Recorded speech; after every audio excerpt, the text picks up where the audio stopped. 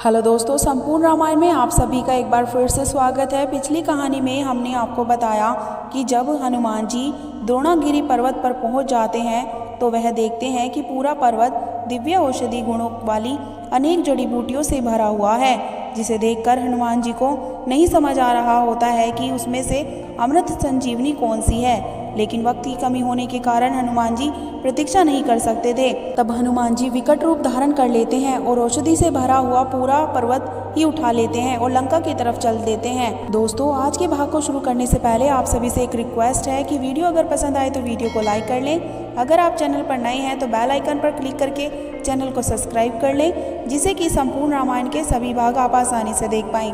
चलिए तो वक्त न गवाते हुए कहानी को शुरू करते हैं। संजीवनी बूटी लेकर जाते समय हनुमान जी के रास्ते में अयोध्या नगरी भी पड़ती है, जहाँ पर श्री राम का जन्म हुआ था। जब हनुमान जी अयोध्या नगरी के ऊपर से औषधि का पर्वत लेकर गुजर रहे थे, तब उन पर अयोध्या के सैनिकों की नजर पड़ती है। अयोध्या के सैनिक हनुमान जी का विशाल रूप को देखकर समझते हैं कि कोई मायावी राक्षस अयोध्या पर आक्रमण करने के लिए आया है। इसलिए इसकी सूचना वह नंदीग्राम जाकर अयोध्या के राजा भरत को देते हैं। अयोध्या पर संकट देखकर भरत तुरंत चले आते हैं और देखते हैं कि एक विशाल वानर जैसा दिखने वाला कोई जीव पूरा पर्वत लिए जा रहा है। उसे रोकने के लिए भरत सम्मोहन अस्त्र का प्रयोग करते हैं। भरत का बाण लगते ही हनुमान जी अचेत होकर भूमि पर गिरते हैं और मूर्छित हो जाते हैं। जब भरत उनके पास पहुंचते हैं तो हनुमान जी मूर्छित हुए श्री राम का जाप कर रहे थे।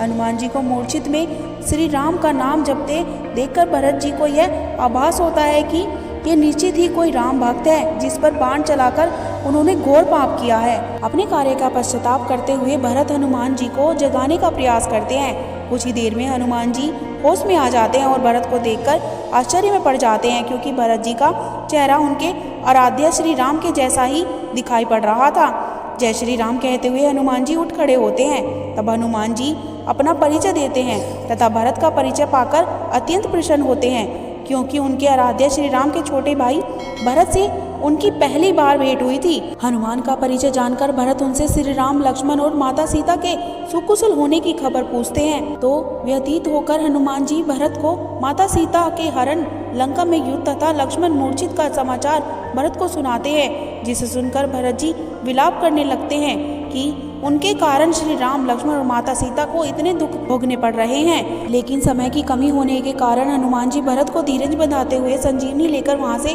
चल पड़ते हैं। दूसरी तरफ हनुमान जी के मूर्छित शरीर अपनी गोद में लेकर श्री राम विलाप कर रहे थे और उनकी नजर लगातार हनुमान जी की प्रतीक्षा कर रही थी।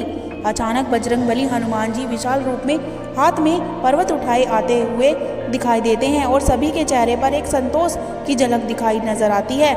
संजीवनी औषधि से भरा पर्वत हनुमान जी भूमि पर रख देते हैं, जिसमें से वेदराज हुसैन संजीवनी बूटी की पहचान करके उनकी पत्तियों को पीसकर लक्ष्मण जी को पिलाते हैं। कुछ ही समय बाद लक्ष्मण जी पूर्ण रूप से चेतना में आ जाते हैं और उठ खड़े होते हैं। लक्ष्मण जी को ऐसा देखकर श्री राम और पूरी वानर सेना हर्षोल्लास से भर जाती है। सारी वानर सेना जय श्री राम का नारा लगाने लगती है। लक्ष्मण के स्वस्थ होने की खबर लंका में पहुंचते ही पूर्ण रूप से रावण सकपका रह जाता है और अपने पुत्र मेघनाथ को कहता है कि इंद्रजीत, वह वनवासी जिसे तुम मौत की गोद में सुलाकर आए थे, फिर वह स्वस्थ हो गया है। गरुड़ के पराक्रम के कारण पहले नागपाश से मुक्त हुए तथा अब हनुमान के पराक्रम के कारण शक्ति से लक्ष्मण के प्राण बच जाने के कारण मेघनाथ झल्ला जाता है। वह क्रोध का घूंट पीकर रह जाता है। तब रावण कहता है कि शायद यह युद्ध हम जीत नहीं पाएंगे, क्योंकि राम की सेना के लिए शायद असंभव कुछ भी नहीं है। हमारी हर चाल को वह मात दे रहे हैं। इस पर इंद्रजीत कहता है कि चिंता ना करें पिताजी, अगर लक्ष्मण बच गया है तो क्या हुआ। अब मैं ऐसा अमोघ प्रयोग करने जा रहा हूँ जिसे पूरा होते ही इस युद्ध को समाप्त होने में एक दिन नहीं लगेगा। तब इंद्रजीत अपने पिता रावण को बताता है कि वह आज गुप्त रूप से कुलदेवी नुकुंभला का यज्ञ करेगा, जिसमें कुलदेवी नुकुंभला यदि प्रसन्न हो गई तो उनके आशीर्वाद से एक दिव्य रथ प्रकट होगा। वह दिव्य रथ अजय होगा, जिस पर चढ़कर मैं राम लक्ष्मण से युद्ध करूंगा। उस रथ की विशेषता यह है कि जब तक मैं उस रथ पर सवार रहूंगा तब तक संसार की कोई भी शक्ति मुझे पराजित नहीं कर सकती।